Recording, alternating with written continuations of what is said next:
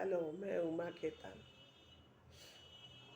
जैसे एक तो टॉपिक है फाइनेंशियल लिटरेसी, तो उसके बारे में जैसे मैं बता रही थी कि फाइनेंशियल लिटरेसी का मतलब होता है आप जो इनकम करते हो, जो आपके पास धनराशि है, उसे आप सही तरीके से किस तरह खर्च करोगे या किस तरह उसको इस्तेमाल कर सकते हो, उसके बारे में बता रही थी।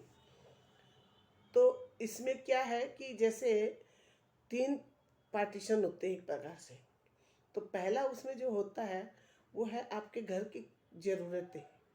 जैसे आज आप अपने घर में राशन पानी लाते हो, या कोई दवाई पानी का खर्चा है, या बच्चों की पढ़ाई का खर्चा है, या किसी से आप अगर लोन ले रखे हो तो वो देना ज़रूरी है, या आपकी जैसे गाड़ी वगैरह है तो उसका पेट्रोल वगैरह का खर्चा है, या उसकी रिपेयरिंग है। मतलब दैट मीन्स कहने का है बच्चों की स्कूल वगैरह का और का सब मिला करके ये बहुत जो ज़रूरी है। घर का भाड़ा हो, बिजली का खर्चा हो, तो ये सब बहुत ज़रूरी जैसे है, डेली का खर्चा है।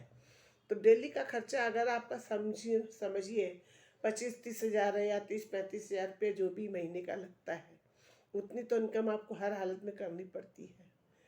और उतनी पैसे भी इनकम होनी चाहिए ताकि आप अपने हिसाब से उसको चला सको। उसके अलावा दूसरा होता है जो आपकी शौक़ का होता है।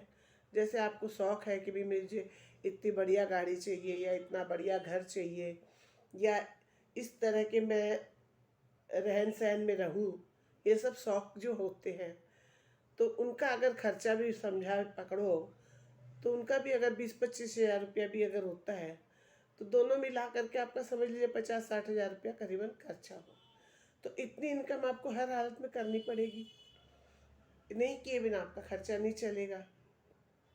उसके लिए आपको उस तरह का इनकम चाहिए जो पैसिव टाइप का इनकम, जैसे दैट मीन्स डेली होती रहे अच्छे से इनकम, तो वैसी इनकम चाहिए।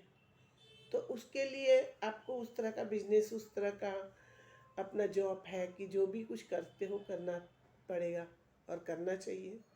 तीसरा होता है कि कहीं अगर आप घूमने जाते हो तो किस जगह जाते हो, किसके संग जाते हो, किस तरह का आप खर्चा करते हो, वो तो एक अनलिमिटेड है। उसके लिए तो कोई कुछ कहा नहीं जा सकता। वो तो जब आप जाओगे, जब करोगे खर्चा, तब पता चलेगा।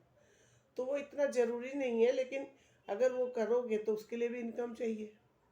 तो कहने का तात्पर्य यही है कि इन तीनों के हिसाब से आपको अपने कमाई वैसी चाहिए जो आपका पहला खर्चा निकले कम से कम, फिर उसके बाद में दूसरे खर्चे के ऊपर सोचा जाए। ये दोनों होने के बाद में आप तीसरा खर्चा कर सकते हो।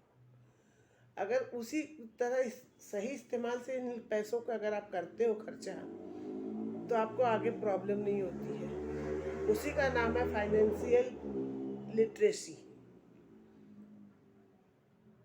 तो फाइनेंशियल लिटरेसी अगर आप सही तरीके से करते हो, समझ बूझ के करते हो, तो आपको अपनी लाइफ में कोई प्रॉब्लम नहीं आएगी।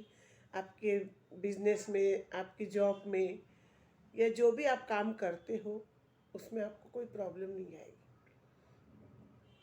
दैट्स ऑल, बिग प्ले, बड़ा खेलते हैं।